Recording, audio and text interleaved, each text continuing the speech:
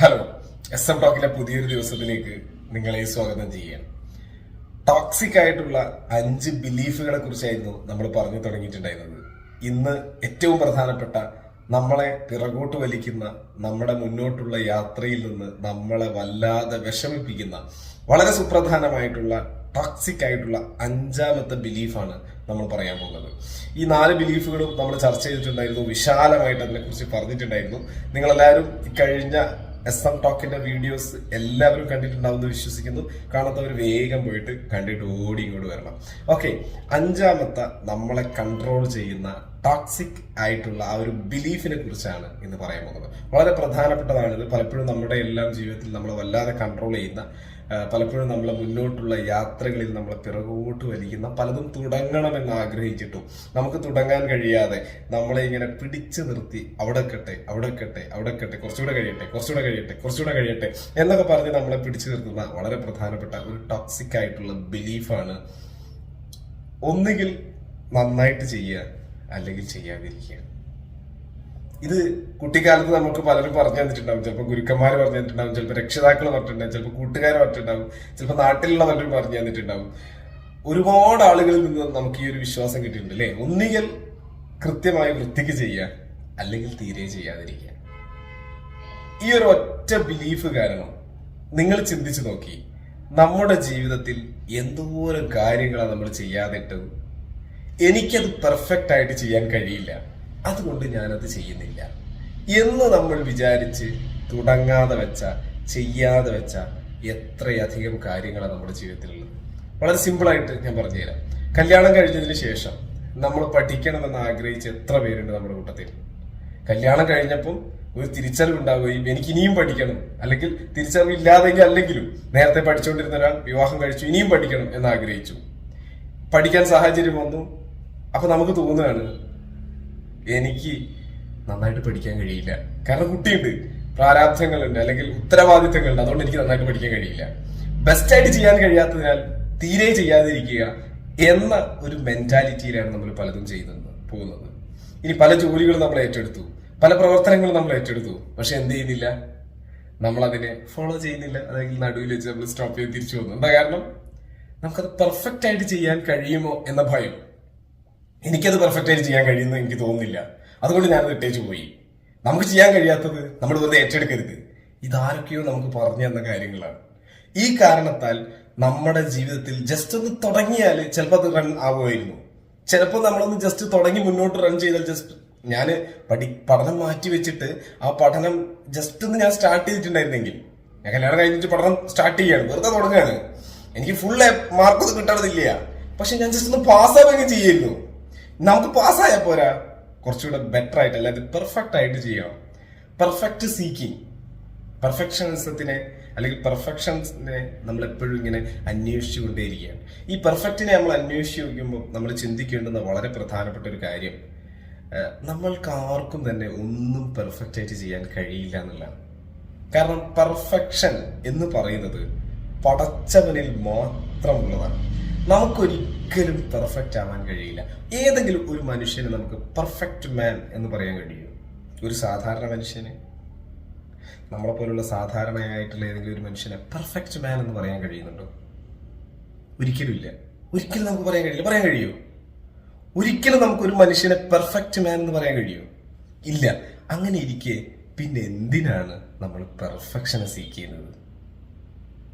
ഒരിക്കലും നമുക്കത് കിട്ടില്ല. ഇനി നമ്മുടെ കൂടെയുള്ളവരിലും നമുക്ക് പെർഫെക്ഷൻ കാണാൻ കഴിയില്ല. ഒരു പെർഫെക്റ്റ് ഭർത്താവിനെ നമുക്ക് കിട്ടില്ല, പെർഫെക്റ്റ് ഭാര്യയെ കിട്ടില്ല, പെർഫെക്റ്റ് കുട്ടിയെ കിട്ടില്ല, പെർഫെക്റ്റ് ഉമ്മയെ കിട്ടില്ല, പെർഫെക്റ്റ് ഉപ്പയെ കിട്ടില്ല, പെർഫെക്റ്റ് അയൽവാസിയെ കിട്ടില്ല. ആർക്കും കിട്ടില്ല, ഒരിക്കലും കിട്ടില്ല. കാരണം പെർഫെക്ഷൻ എന്ന് പറയുന്നത് പടച്ചവനിൽ മാത്രമുള്ളതാണ്, സൃഷ്ടാവുമായി ബന്ധപ്പെട്ടതാണ്. സൃഷ്ടാവിന്റെ സൃഷ്ടി മാത്രമാണ് നമ്മൾ. നമ്മുടെ പല കഴിവുകളും നമ്മൾ നോക്കുമ്പോൾ നമുക്ക് പെർഫെക്റ്റ് ആയിട്ട് തോന്നും. നമ്മുടെ പല കഴിവ് കുറവുകളിലേക്ക് നോക്കുമ്പോൾ നമ്മൾ പെർഫെക്റ്റ് അല്ല എന്ന് തോന്നും. സത്യത്തിൽ നമ്മൾ ആരും തന്നെ പെർഫെക്റ്റ് അല്ല. നമ്മൾ ഒരിക്കലും പെർഫെക്റ്റ് ആക്കാൻ നമ്മളെ കഴിയില്ല, ഇനി നമ്മുടെ പ്രവർത്തനങ്ങളെയും കഴിയില്ല. വളരെ മനോഹരമായൊരു വാക്ക് നിങ്ങളോട് പറയട്ടെ. നിങ്ങളുടെ പുസ്തകത്തിൽ നിങ്ങൾക്ക് എഴുതി വെക്കാം, something is better than nothing. നമ്മളൊന്നും ചെയ്യാതിരിക്കുന്നതിനേക്കാളും നല്ലത് എന്തെങ്കിലുമൊക്കെ ചെയ്യുന്നതാണ്. വെറുതെ ചെയ്തു നോക്കന്നെ. ഒന്നും ചെയ്യാണ്ട് ഇങ്ങനെ വെറുതെ ഇരുന്നാലും എന്തെങ്കിലും ചെയ്താലും നമ്മുടെ ആയുസ് തീരും എന്നത് ഉറപ്പാണ്.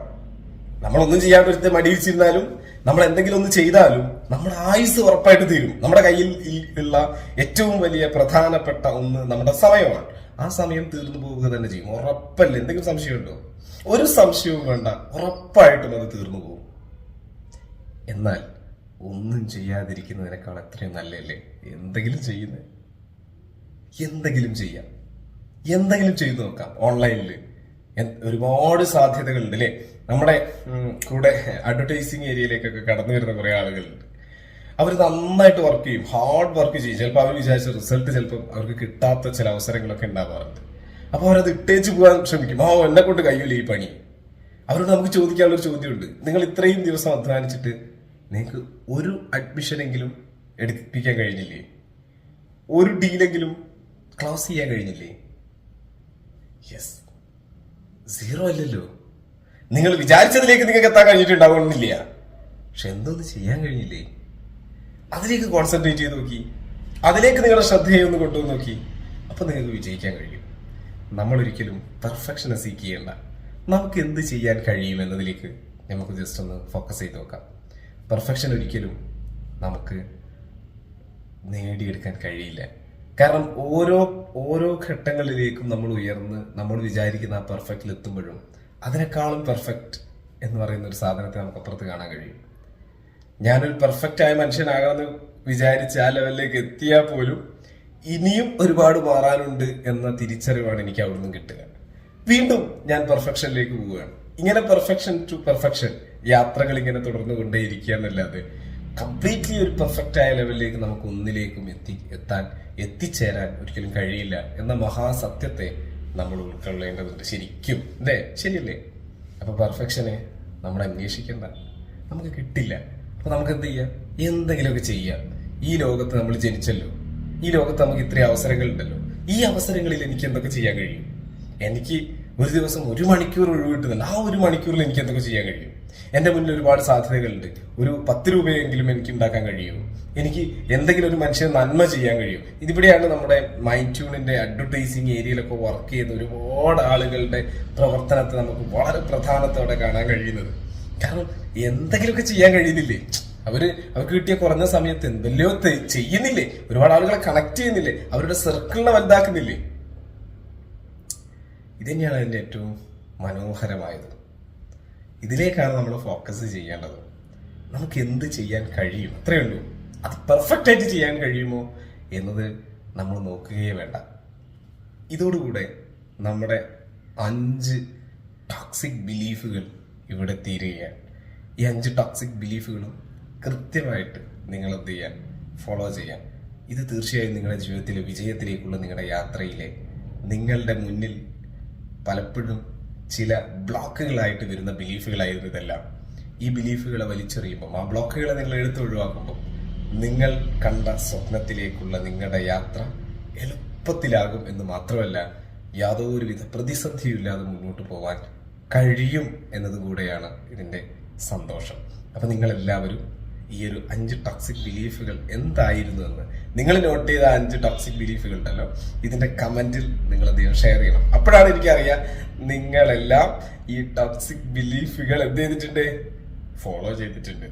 ഓക്കെ, ഏതായാലും ഈ ഒരു കാര്യം നിങ്ങൾ എല്ലാവരും ഫോളോ അപ്പ് ചെയ്യും എന്ന സന്തോഷത്തോടെ നിർത്തുന്നു. അസ്സലാമു അലൈക്കും. Thank you.